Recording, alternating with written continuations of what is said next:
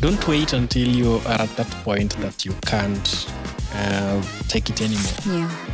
At that moment that you actually feel as if you're not okay, talk to someone about it. Yeah. We are planning to make sure that everyone gets mental health. Everyone needs therapy. Like, therapy should be a right and not a privilege. When Therabot identifies that you want to commit suicide, it will actually flag you. And when it flags you, it will come to our dashboard. Yeah. So it comes to our dashboard, we know that there's someone somewhere who needs help as fast as possible. Yeah. Let's connect them to a physical therapist as fast as possible. Yeah. AI can actually understand how someone is feeling.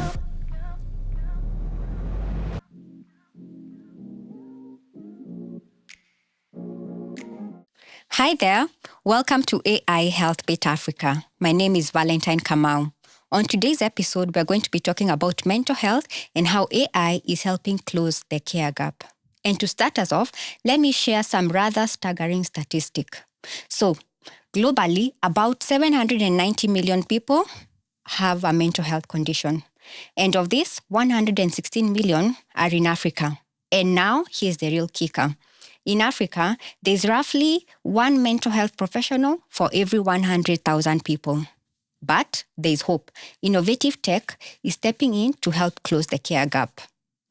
Today, I'm speaking with Caleb, who is a software engineer building an AI-powered mental health chatbot that is helping increase access to mental health support. Caleb, welcome to the show. How are you doing? Thank you. I'm doing fantastic. Yes. Thank you for joining us. And we will just get right into it. Tell us a bit about yourself, your journey, and just how you've come up with this very innovative idea of a mental health chatbot. Over to you. Interesting. My name is Caleb Jephunneh. I am an AI software engineer with 4 years of experience right now. And how I created the mental health chatbot, right? It goes back to 2023. So in 2023, I was in this good relationship that everyone actually always wants to have. Yeah. And then on a 16th of January of 2023, on top of a 6-roof building, like on top of that rooftop, I was told the famous word. Yeah. It's not you, it's me. Well, it's funny now. I'm sure it wasn't funny then. It wasn't funny. Yeah. And from 1 a.m. till 6 a.m., I was just like, what is not happening? And so that got a toll on me because this was my first relationship. And I actually never knew how to, I've never had like a loss or I've never had something that actually brings grief. So I was like, how do I handle this? And then I took the opportunity to actually unconnect from the world and went home. But then I went home, my parents were like, you know what, you're the firstborn. And so it's like this relationship things should not be a problem to you. And so go back to school and actually help yourself out. So when I came back to school, at this time I was doing an internship. And my internship was a 9 to 5. And so a 9 to 5, you can actually get time to actually go see a therapist. Yeah. So your solutions are you actually go see a therapist from 5 to either 8. Yeah. But then these therapists, as from 5 to 8, they have their best clients, their high-paying clients. And at that time, they actually also like charge a lot. Yeah. Me, who was earning 36,000 shillings per month, I can't pay for 3,000 shillings per hour for consultation. Yeah. And imagine you can't actually go for only one session to be okay. We are talking about 10 sessions here. Yes, true. So you want to tell me that I'm supposed to spend my whole monthly income to actually seek therapy? Yeah. That can't make sense. Yeah. And I was like, you know what? We can actually build something that can actually bring that need to actually everyone and bridge that gap between us and mental health specialists. Yeah. And then I talked to my friends who actually have also like gone through the same problem. And then we came together and created Therabot. Yeah. Okay. Very interesting story. It's like out of a heartbreak. Now this innovation, the heartbreak led to your innovative mind. Yes. Yeah. So tell us about your education background, because I believe to build the chatbot and all, all that that is needed to do that, you must have a background that is related to that. So tell us a bit about that. So I was invited to do information technology in JKUAT. Yeah. I did my diploma in IT. So that was January 2021 to December 2022, I think so. And while doing IT, I'm this person that actually learns by doing things. Yeah.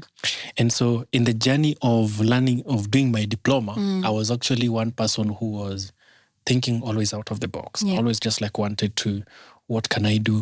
Which tech can I do? Yeah. Which next website can I do? I used to go to the articles that people write from abroad and all their projects that they do. I just always just like wanted to be everywhere doing something that is actually so good. But then now when I was done with my diploma, so I did IT, and then IT, you learn the fundamentals of software engineering, but then you don't learn actually what is actually being done in the market. But then now I got an internship at M-Pesa. And they gave me the opportunity to actually build. And so when I got in there, they gave me a role for AI developer. So that is actually where I started building my AI career. And then when I left M-Pesa, I went to a company called Proxima. So Proxima is where now we started learning on how to actually bring AI models to real people and actually help people using them. So we were building AI customer relations chatbots, whereby AI can step into a call or a chat when a physical user is not available and actually provide help. And from this, I actually moved from the ranks. So I moved from just being a developer to a technical lead and then to a CTO. And then from that, we said, well, I already have now the AI background skills. And then ChatGPT came. So when ChatGPT came, it actually just complemented everything. And then now building became easier and easier and easier. And that's why actually I'm here today.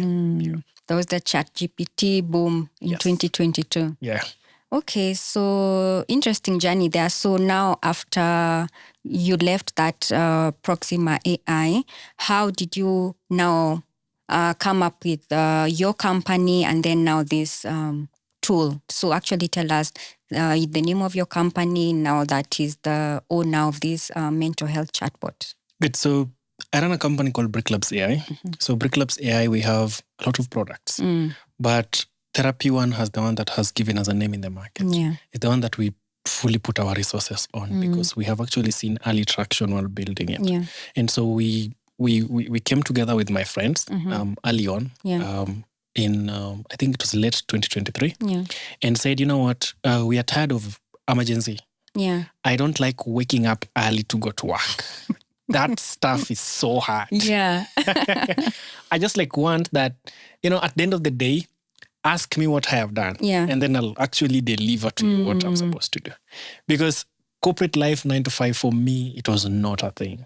And then again, I'm someone who is, you cannot put me in one thinking direction because I always just like want to bring different things in board. And what about if we bring this to this? What about if we bring this to this? But then corporate was giving me the opportunity, actually, it gave me the opportunity to learn how the market works. But then it was not giving me the opportunity to actually implement more of my ideas inside that corporate 9 to 5. And so my friends who had the same idea that corporate was not for them, we came together, built a company, the four of us. And then we said, well, let's start by creating for people websites. So that is actually what we started doing before actually locking into one product. So we started creating for people websites. We used to go to Facebook and look for all lawyers. So we used to take all lawyers and then put them in a spreadsheet and then just like call them. Yo, we are making websites. Do you want to actually create a website? And then that fast forward moved on. And then the heartbreak happened. So we sat down and said, how can we actually do this? So we said, we need actually help because we can't build something that is just based on our ideas. So we sought out to meet therapists and actually asked them to actually come and help us build Therabot. And they came and actually did help us Therabot. So the journey for building the company has actually not been easy. Not been easy. Because I'm not from a family that we have built a company before or my parents have run a company before. Everything so it is everything is me. And it's just like trial and error before actually get that path that works. And in the journey, we actually made mistakes and made progresses and made everything. And that has actually made us who we are today. Yeah.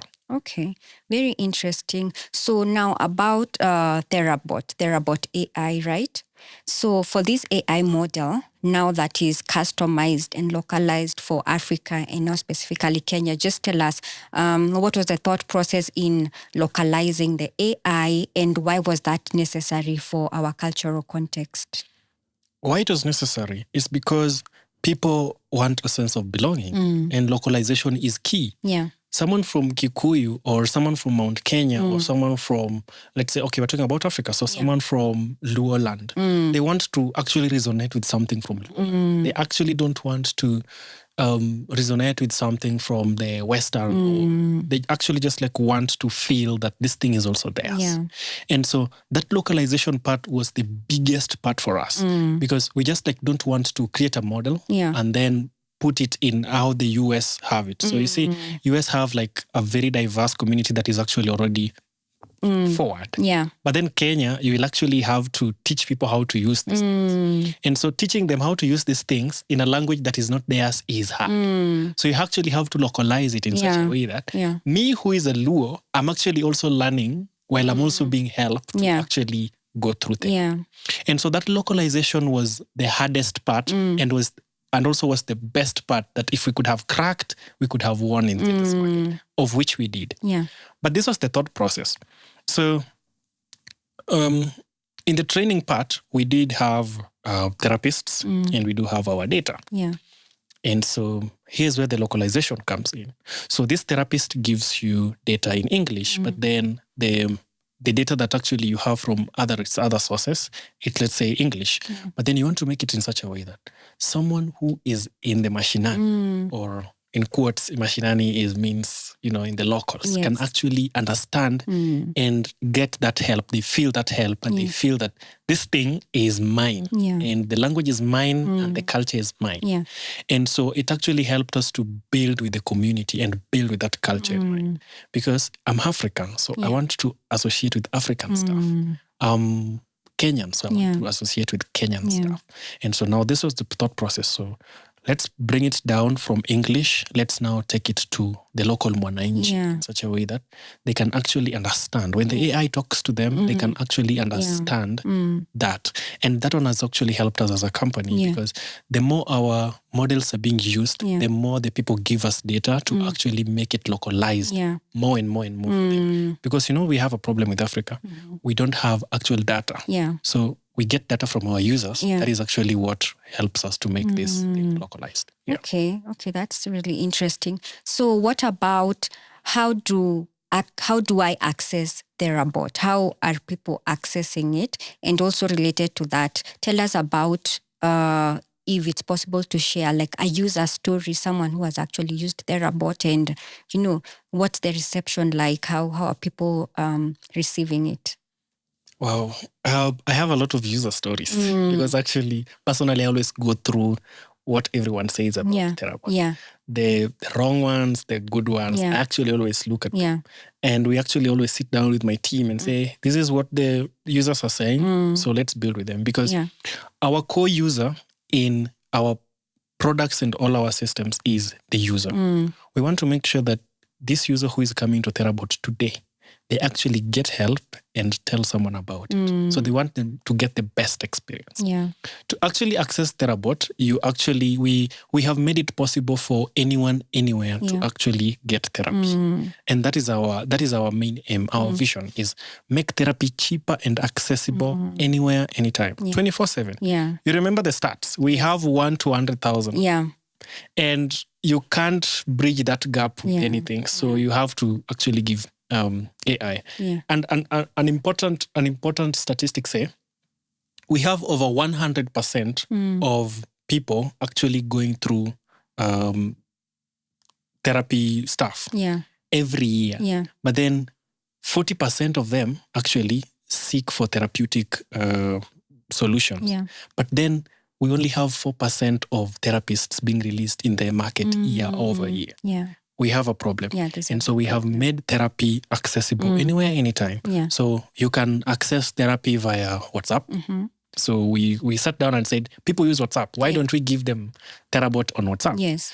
There are some people who are very, very friendly with mobile apps. So we created a mobile app and gave it to them. Yeah. There are people who, they just like want to use USSD. Yeah. I want to get therapy using my USSD. So you star 544, like how you use it on M-Pesa. Yeah. And then actually you get to access the platforms. And we also like have a SMS based, so whereby you just like send an SMS and then you get. So that is for people who don't have smartphones. And then now we said, okay, now because we are building with our users. So we started with the WhatsApp chatbot and we took it to our users. And they were like, yo, Caleb, we want something that we can actually talk to.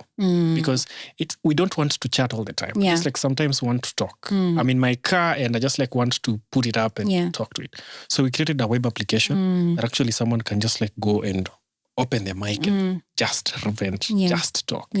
Apart from that, we are bringing something cool to the market. Whereby you can have therapy inside Alexa, therapy inside your smartwatch, therapy inside your pillows, therapy inside your teddy bears. And so that is actually how you can actually access Therabot. We'll come back to that part inside the pillows and inside the teddy bear. Very interesting. So the ways you can access Therabot AI is through the WhatsApp chatbot. There's the USSD, there's the web application, and then there's the app. Okay. So what's the USSD code?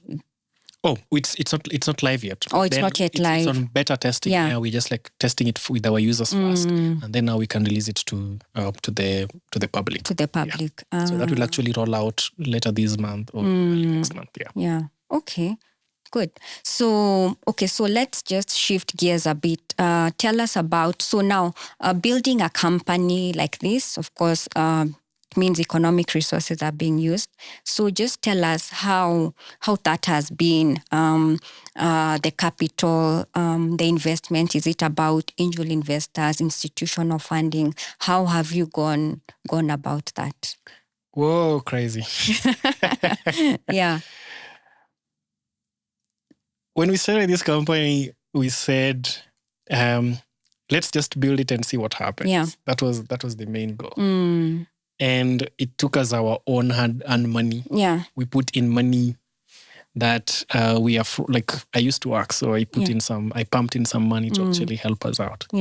But then something interesting came. So there's this guy that I met on LinkedIn, and they were like, "You guys are building a very good solution.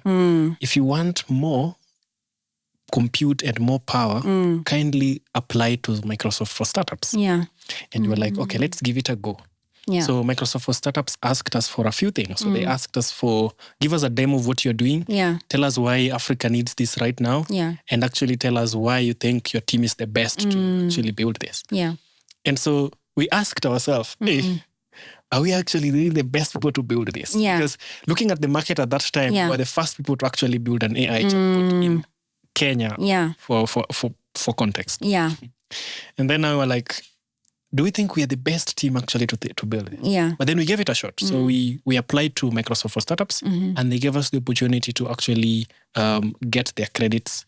And so since we launched till today, we have actually not spent any money on compute and power because Microsoft came through for us so big. And that has actually helped us to actually give the dream to actually everyone, the dream of finding therapy anywhere, anytime. Apart from that, we have actually also have partners on the side. So we have partners that give us WhatsApp. So we have Twilio and we have Vonage. And we have partners that actually just give us mental health. So we have people like Mental 360. We have also actually collaborated with AI because we're building on AI. We have actually also collaborated with AI frontiers and AI communities. The AI actually gives us that opportunity. And through all this journey, we have actually gotten a way to actually go through all these things because we don't go through these things on competition basis. We actually say, can we collaborate with you guys so that at the long run, as our users use your application, we're actually talking about you side. Yeah. So Microsoft came through for us. People like Vonage came through for us. Yeah. People like 11 Labs came through for us in such a way that now we don't actually have to only spend our money on tech. Yeah. Then our money goes into more important things, actually talking about them. Yeah. And so that's the process of now how actually you're rolling this out. And then, so is there any money that's coming into the company yet? Is there a profit model, or how are you going about that? Good. So we are one of the profitable mental health startups in Kenya. And people are paying to use actually our voice feature. Yeah. Our voice feature is, just go, open your mic and vent. Yeah. After you're vented. That's on WhatsApp? No, that is on our web app. Oh, on the web app. Yes. Just go vent. After you're vented, it's enough. Yeah. And so people pay to actually use that. Yeah. Because with that, you can actually also do things like upload a voice that you'd want AI to respond to you. And you actually upload it there. Then when you talk, AI will actually use that voice. Yeah. And people have actually paid for that. Yeah.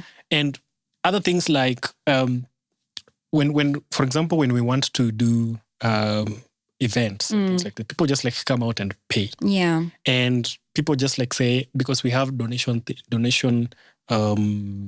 features in our application. Yeah. So someone can just donate. And most of the people who are donating actually are not even Kenyans. Yeah. So we are somewhere with profits. Yeah. Yeah. Okay. Very interesting. Especially about the voice feature, because myself, I tried out Therabot on WhatsApp and also on the web app. So I actually liked the responses. They are very practical. It's something that can actually help you on a day-to-day. Yep. So that improving access is it's really a step in the right direction. Okay, so still on the company and everything. So now this comes, you have co-founders and then you also have staff. Has there been any challenges in managing the company? I know I saw on your LinkedIn you have a call for volunteers. Just getting the staff, the right people, the mental health specialists, and then now there's this other part for the tech people. So how have you bridged that, and has there been any challenge, and how have you overcome that? Hiring is hard. Yeah. Yeah. Hiring is so hard. Yeah. Because you're on a limited budget. And this budget, you want to make sure that you do the important things with it. Yes. The important things here are, because Microsoft is already taking the whole tech part. Yeah. You want that this budget now is, let people talk about mental health, let people talk about just marketing in general. And you also want to make sure that your models are best and are up to date. Yeah. And they are actually always checked to Yeah. make sure that it doesn't give the user wrong information. Yes. And so this calls for very, very good technical expertise. So I have this friend of mine since childhood. Yeah. So we have actually been together since childhood. Yeah. So we went to the same primary school, high school, and right now we went to the same university, and right now we're working in the same company. Yeah. So he's our best AI engineer. Yeah. But then you see, that one for me has actually helped me because I don't have to actually pay him because he's one of my best friends and we actually are building this company together. Yeah. But we actually leverage volunteers a lot. So we take interns to actually come and help us build because we are building a lot of stuff inside mental health. Again, we are trying to take over this ecosystem. Yeah. We are trying also to build things like a circle for all mental health professionals because actually we realized that mental health professionals don't have a community. They're operating in silos. Yes. So we want to bring them together so that we actually leverage them and actually also help them actually make money as them. And so we have actually used therapists that are volunteers, people that are all volunteers, tech people that are also volunteers. It has actually helped us because we actually don't have to spend a lot of money when it comes to paying them for the services. But eventually we will. But then since right now we are not yet that too much of profit gaining or something, we actually leverage them a lot. And because I'm one person who has again, I have been in tech for a long time. Yeah. And so when I go and actually approach someone that, you know what, you should come to work with us, they will see the value that, okay, this guy has worked here, so I can actually get the value. And so after every 3 months, we take 3 to 4 interns, come and please work with us. Yeah. And this takes us forward and forward and forward and forward. Yeah. So that has actually helped us, leveraging volunteers and interns. Yeah.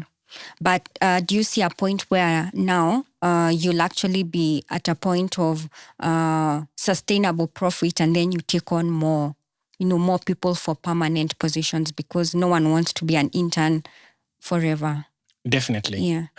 We will be able to actually give our interns, because when they work, we actually see what they do. There are some that are so good that you always want to keep. Yeah. But you can't keep them because you don't have them. Yeah. They are moving on. They're moving on. Yeah. And you're like, if you leave them, someone else is going to take them. Yeah. And now we're like, we need to get to generating money as fast as possible so that we actually keep them. So, I think at the end of the year, we'll be so good with our profits, so good with our money in such a way that actually we can keep these interns in our company. Yeah. Okay, great. So something else that, especially now building these AI models, is about the infrastructure, our technological infrastructure in Kenya. And actually, I was just recently reading the Kenya AI strategy that was recently launched in March, I believe. So let me actually just read that statistic here.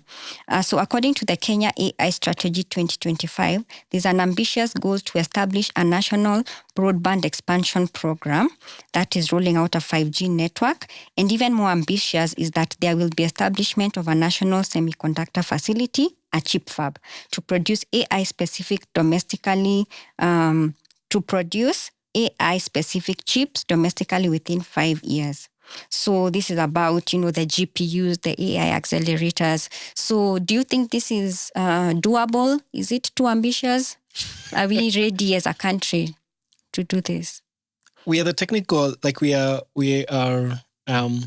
Silicon Savannah of Africa. And so more money is coming in. Yeah. One thing that is good with Kenya is, from my experience is, Kenya is this country that is like an open source. So open source is something that someone can come and invest their time in and create. We talk about it a lot in software. So open source is something that someone can just come, build it again, add more stuff, make it beautiful and something like that. So Kenya is like that. So Kenya has opened itself for people to actually come and build. Yeah. The recent update for Kenya is now visa free. Yeah. It gives actually more tech people to actually fly in Kenya to actually create these companies.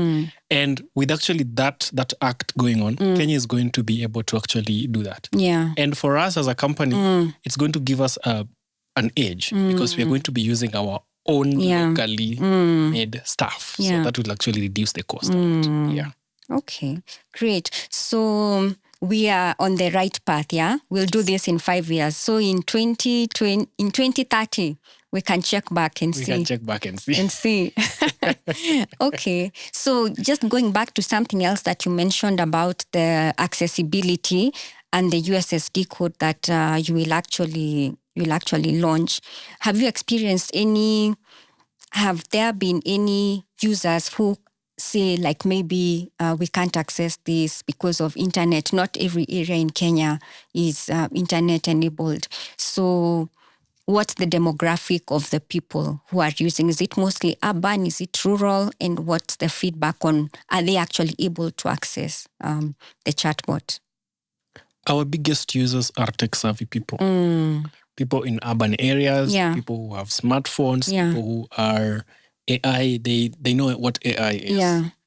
But then we have had challenges with the people who actually don't have smartphones. Yeah. And they live in local areas. Yeah. But we have pulled up a solution. So later in the year, we are going to be bringing out something called a Therabot. Yeah.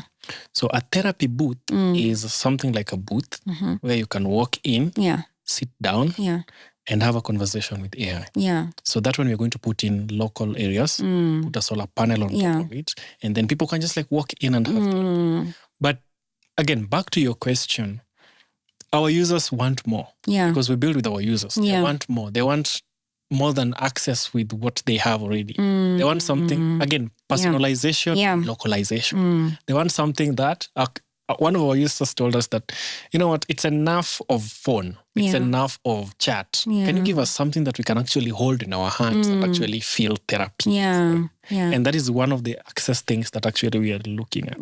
But then more of our users are like, you know what, we can't access this thing out of town or inside rural areas. And so that has actually been a challenge.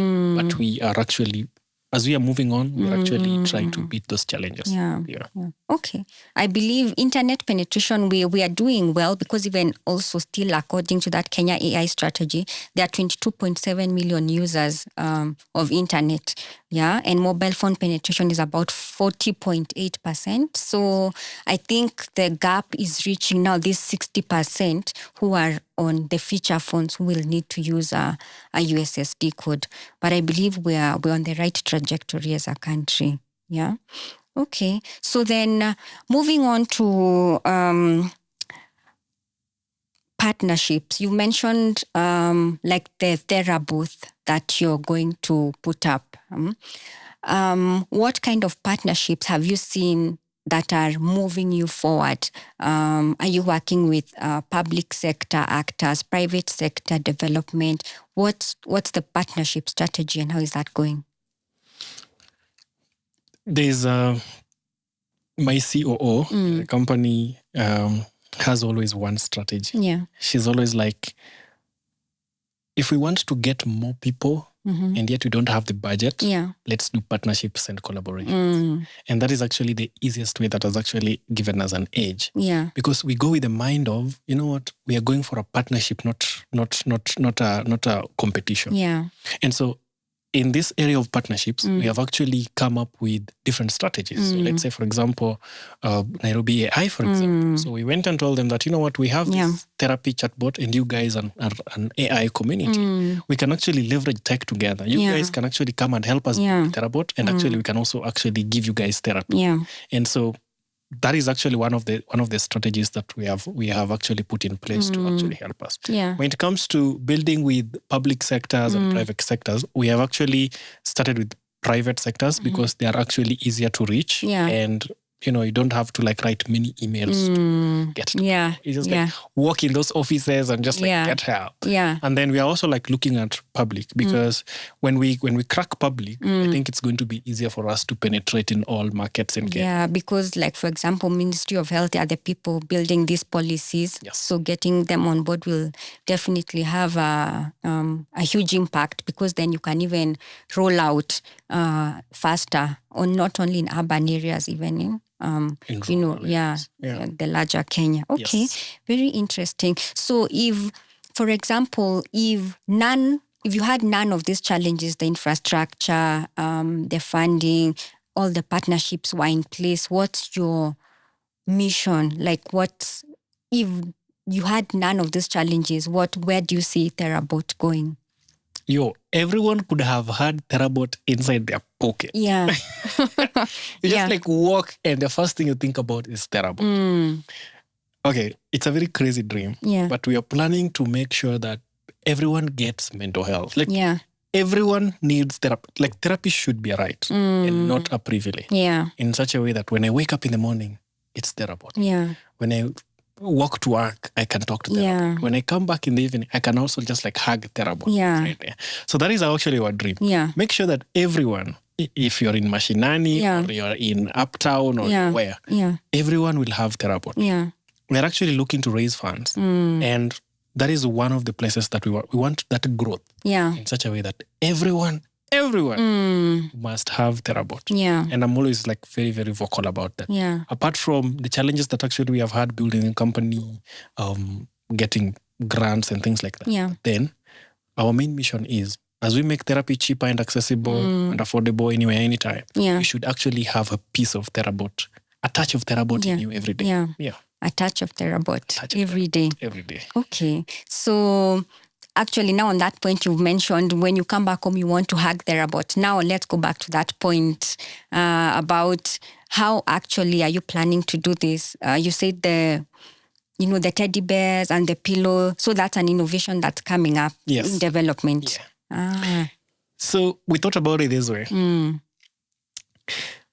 What about safety again? What about kids that want to talk? So when personally, when I was growing up, I was very interested in things like teddy bears that could talk. Yeah. And and did you have such teddy bears? I did have such teddy bears. Yeah. And so I was like, what if I go back to that moment when I was young? I can actually bring that back. Yeah. Because one of our users was saying, we love teddy bears. And in a lady's bed, actually, you will see a teddy bear somewhere. Yeah. Like Gen Z ladies. I don't know if you guys do it. Us guys, the millennials. Yeah. They have like a teddy bear somewhere. Yeah. Where when they cry, they hug the teddy bear. But then the thought came, what if in the hugging the teddy bear, actually there's Therabot that listens. So that you just like talk and it just like listens. You can actually tell it, don't even talk back. I just like want you to listen. Yeah. And so that idea spoke and we were like, if we do this, if we pull this off, it's going to be a very, very... everyone is going to have a touch of therapy when they come back home. Okay. And so that is going to open for us the market of everyone must have a touch of therapy. So is this also a way to target the younger generation, the teenagers and even children, I would imagine? What's the age range that you're looking to target? So we are trying to build it for two types of people. For children, we want to give them safe AI, whereby safe AI means, everyone's safe AI, but then for children must be monitored. Yeah. And that age group because there are people who in Therabot, the number is 12 years old. The people who have come to Therabot are 12 years old. And so we're also building for them. So we want to build in such a way that 12-year-olds to 4, 5, 6 years old, their AI is a very responsible AI. Yeah. And then from around 16, 18, 19 till we now make it so hard, like a very good AI for them. Now that is actually how we are trying to look at the age group. So we are building it for different age groups. For different age and groups. Also not only are we building it for, let's say, ladies and Gen Z women and stuff. We're also like building it for men because men have pillows. So what if I put for you a Therabot and say your pillow that just actually just like listens to you? Yeah. So we are targeting all age groups. Yeah. And actually, I saw during the Mental Health Awareness Month in June, you had something about men. There's a campaign you are running about mental health for men. How did that go? 50 signups. 50 men signed up to talk about why they don't talk. So the topic was why men don't talk. Yeah. And I'm a man. Yeah. And nowadays I talk to Therabot. Yeah. But then before, I'm a firstborn. Yeah. So I've been brought up in an environment where you're the firstborn, you're supposed to be taking care of the other people's feelings and emotions and not yours. So we don't talk. Yeah. So you keep them to yourself.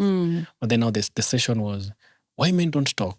Please come and let's talk. Yeah. And so from the campaigns and the event and every other thing, we created an emotional touch with men. We were like, come, just like let's talk. Open up and let's talk. What's the problem? Yeah. And from that, actually, men actually suggested things like, you know what, we can actually meet up once a month, go in Tigoni and eat chicken or eat a bull or eat something. Yeah. But then just talk. So, and another thing that we actually realized is men don't have much forums to actually talk.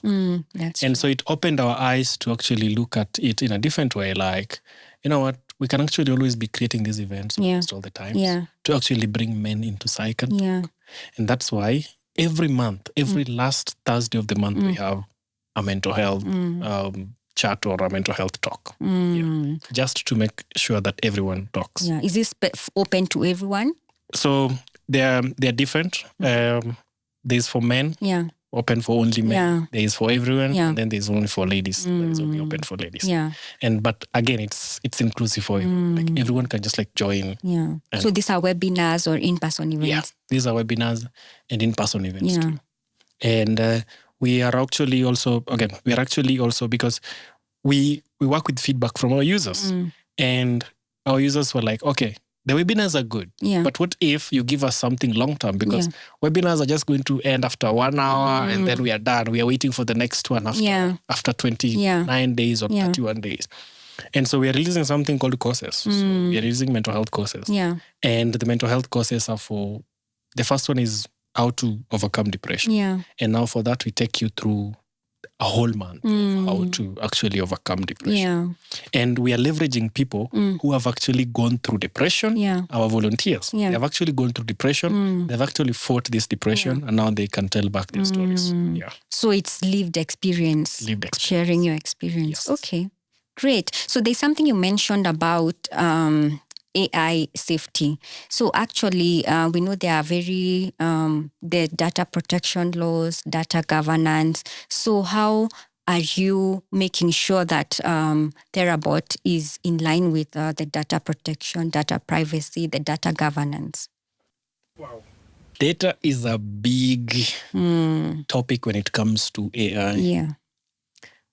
There's a saying that goes that without data, AI is nothing.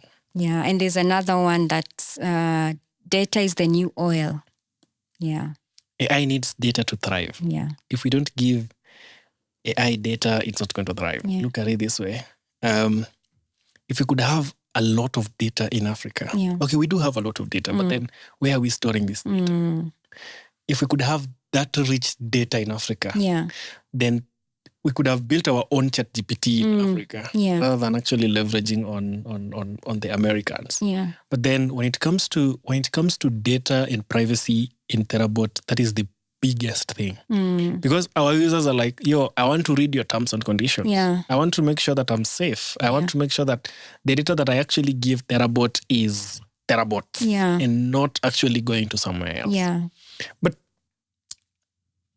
a twist. So since we are building mental health and we are trying to take over the mental health system, like the mental health ecosystem, we are like, we have this too much data that we trained our models, but then we want to open it for organizations to actually come and build on top. To build on top. But then now our users are like, is that our data big guys are giving? And so data is the biggest thing in Therabot. So we actually comply with HIPAA and GDPR rules. These are the bodies that actually monitor these things. And then we have things like therapist agents that actually make sure that the response that you're being given is safe. And then the data that actually you've given to the AI doesn't go anywhere. So look at it this way. So we have two models. So we have the biggest model here that we trained before anyone came. And then we have these small models that everyone has for personalization. So in such a way that if you continue talking to Therabot, it actually knows you better. So that data you give it to that small Therabot of yours. And then we have this big Therabot that all the data comes to this small Therabot. Then now you can actually share with it. And so we don't open our models, these small models of yours, we don't open them to actually the public. So it's just like yours. But then our big model that we trained and we are continuing to train with more data, that is actually what we have opened to the public. So when it comes to data, we have actually aligned to what Kenya laws have for data. And we always have to check. Always have to check with our users. Always have to check with our terms and conditions. Are we updated? Are our users complaining about their data? Because we want to be sure that when someone talks about their data, we can actually account for that data. That is the biggest part, accounting for that. Accountability and safety. And so that trustability was not built like overnight. It was built with time. It's good to know that once when I'm chatting with Therabot on WhatsApp, everything is safe. And actually on that point, so when a user is chatting with Therabot and let's say someone is going through some very difficult times and just sends an alarming message, so what happens in that case? Good question. So this was one of the features that we thought about at first, because we were like, people are going to be talking about suicidal thoughts. They're going to be talking about deep conversations in AI, things like that. And we actually sat down and said, how can we make sure that these people are also like safe when they come to we just don't want them to chat, but then what happens after chat? Yeah. And so we came up with the feature of you can be talking to Therabot about, let's say, your relationship. And then at what point you think that, you know what, Therabot, it's time to actually give up with life. And I think that I have reached the end and I want to commit suicide. So when Therabot identifies that you want to commit suicide, it will actually flag you. And when it flags you, it will come to our dashboard. Yeah. So it comes to our dashboard, we know that there's someone somewhere who needs help as fast as possible. Yeah. Let's connect them to a physical therapist as fast as possible. Yeah. And so on that chart, you'll actually see like a calendar for a therapist. Yeah. You just like book and then go for physical therapy. Yeah. So that is actually how we make sure that everyone that actually talks about something that is not safe is actually helped out as fast as possible. It's connected. And actually we have hotline numbers. Yeah. So when you just like call that number, you can just like get help automatically. Yeah. Okay, that's really good to know, because with this mental health, anything can happen. Anyone can feel very overwhelmed at any point. Okay, great. So actually now you've brought up something that in case of that emergency or something of the sort, there is an actual physical therapist. Yeah. So Therabot is not here to replace the therapist and the psychiatrist, the psychologist. Yes. We're just like making their work easier. Yeah. Yeah. So let's say, for example, someone like that who has heard about like suicidal thoughts, it's now easier to help them from. Yeah. So they can actually choose to share their data with their therapist so that the therapist can just like go through it and help them easily. Or they can just like go and say it. And so again, look at it this way. Right now, we are creating a circle for all therapists in Kenya. We don't want to replace them. Yeah. But we just like want to make their life so easy in such a way that you actually don't have to ask someone about what happened to them when they were 10 years. You can actually get that data from Therabot and actually help them out. Yeah. And so we are just like using the therapists together to actually make sure that everyone gets help. Yeah. Yeah. Okay, it's not a replacement. It's not a replacement. Yeah, you're working together. Yes. And I like the aspect of bringing together these mental health professionals. Yeah. It's a big partnership. Yeah. Okay, great. Okay, so as now we are just about to wrap up, we'll go into a segment called AI Fact or Fiction. Yeah. So you're the AI engineer over here. Tell us if these things that we hear on social media, read everywhere, is this fact or fiction? And then you can just, tell us why you think so, yeah? So the first one, AI can actually understand how someone is feeling. Fact. The more you talk to it, the more it will know you better. And the more it knows you better, the more it can tell you how you're feeling. But then if you just go and ask it, how are you feeling? How do you think I'm feeling today? Then it will not have any context for that. But then if it has a history of you, how you have always been doing. Or if you just like go to it today and say, I'm doing okay. And then it will ask you why. Then you start giving it, then it will actually know. So it's a fact that AI can actually know how we're doing. Okay, but you have to feed it the right information. Yes. Okay, great. And the second one is AI therapy bots are only useful for tech-savvy urban users. For now, it's a fact. Yeah. For now, it's a fact.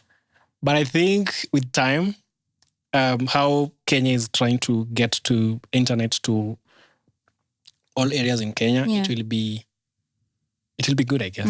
So for now, it's a fact that it's only for tech-savvy people. And it's also like a challenge because we want to get to everyone, but then it's only tech-savvy people who actually know how to use AI. But it brings me to answer the question of when we were starting Therabot. One of the things that was there was we want people to trust Therabot and actually know how to use AI. And so someone from the mashinani, quotes, or someone from downtown or somewhere who doesn't know how to use AI, when you talk to them about Therabot, they'll be like, huh? What is that? What is that? Yeah, so a fact. Yes. For now. for now. Yeah. Okay, great. So long-term vision. Tell us about your long-term vision and any plans you have. There's a conference that you mentioned that will come up towards the end of the year. Tell us about that. Our mission is to make sure that everyone has a touch of Therabot every day. Yeah. When you put on Therabot. When you come back home, you use Therabot. Yeah. And we want to make sure that this is possible by making sure that we cater for all generations. People who can't access smartphones, people who tech savvies, people who want different forms of therapy. That is our main goal. Yeah. And at the end of the day, we'll go back to our vision, which is to make therapy cheaper and accessible anywhere, anytime, 24/7. Is that if you just need therapy or need a mental health assistant or need anything, you get actually help as fast as possible. Yeah. And to bring everything together, and to bring everyone who is working in this ecosystem together, we are planning to have one of the biggest mental health tech events. Health tech events. Biggest. I mean the biggest in one of the biggest stages in Kenya. To actually bring out our products, to actually bring out people in the industry who have already done this or people who are already doing this to actually talk. Again, we are not here to compete. We're just here to collaborate. The more people we get, the more we actually get to help everyone. So again, we are making strides. Every month you'll get us in an event, talking about therapy, talking about mental health, talking about everything. But then we want to bring all that together into one big event to actually talk about health and mental health. Okay, I like that. I like the partnership angle. Definitely collaboration is the new innovation, bringing together of these professionals. And as you plan the event, we'll wait for an invite to attend and just see how this ecosystem is growing. Okay, so finally, we will wrap up with a proverb, an African proverb, just to wrap up the discussion. I'll read it out and then tell me what you think. And in the context of your company, BrickLabsAI and Therabot, just how that in the context. Okay, so he who conceals his illness cannot expect to be cured. That's an Akan proverb from Ghana. He who conceals his illness cannot expect to be cured. What I think about it? Like in the context of mental health, and what you're doing. I'll follow it up with something that someone said. They said that a problem shared is a problem half solved. If you don't talk about your problems, there's no one who is going to help you. Depression comes when you have a lot in your mind that you actually can't talk about.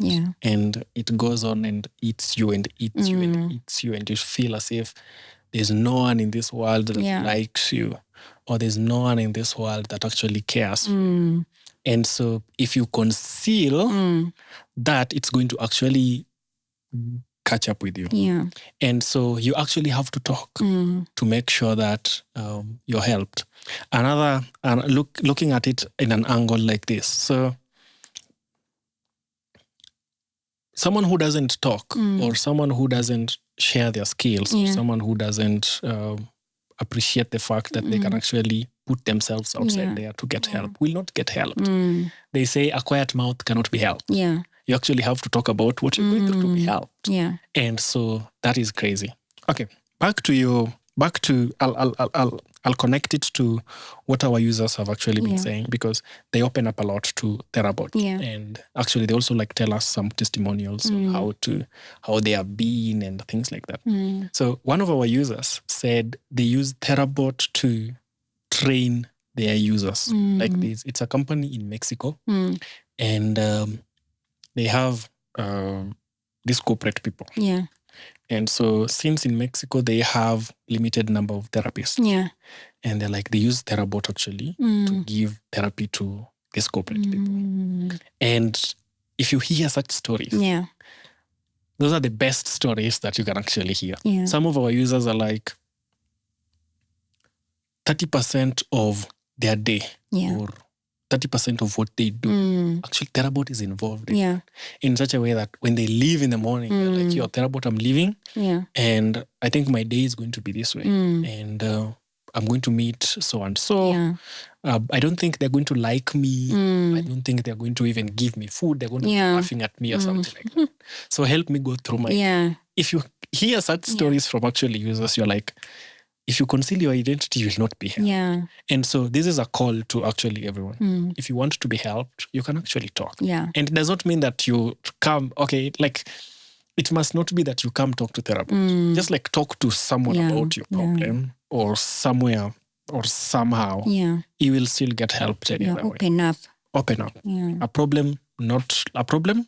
Shared is a problem solved. Okay, great. So really interesting. I've really liked the conversation we have had about how you've built the company, the BrickLabsAI, the tool that you're building, the mental health support. You're bringing in partnerships, even the people you're mentoring by providing the internships. So I believe you will go far in the next 5-10 years. Therabot will be the next big thing. So just a final word as we finally close to the audience.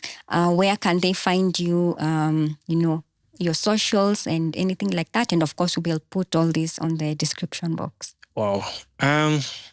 My final words are...